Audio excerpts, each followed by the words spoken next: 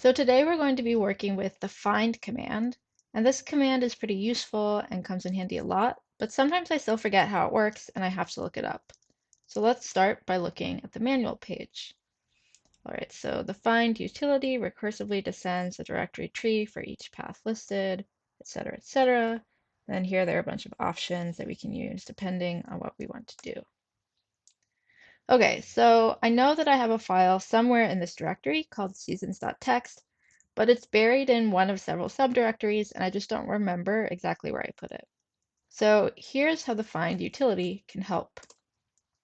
So now I can see all the files in this current directory and in all its subdirectories. And sure enough, here's the file I was looking for, seasons.txt. All right, but now let's imagine that I had forgotten this file was somewhere in the week 4 directory and that all I can remember is that it's somewhere under documents.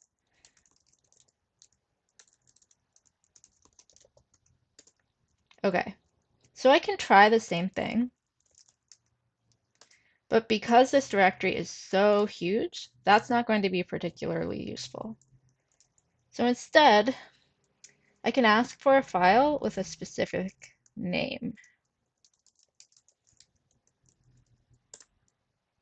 Okay, so there was a permissions error with one of the subdirectories, but not a big deal. Still found the file that I was looking for.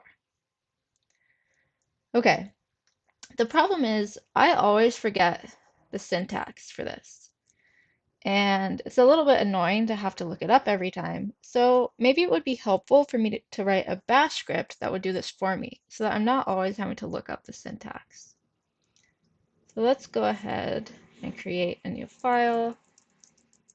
File search.sh. Good. All right. We'll put in this command. Great. And then instead of always looking in the current directory, we'll make that a command line argument. And instead of always looking for seasons.txt, we can make that another argument. Okay, let's save that.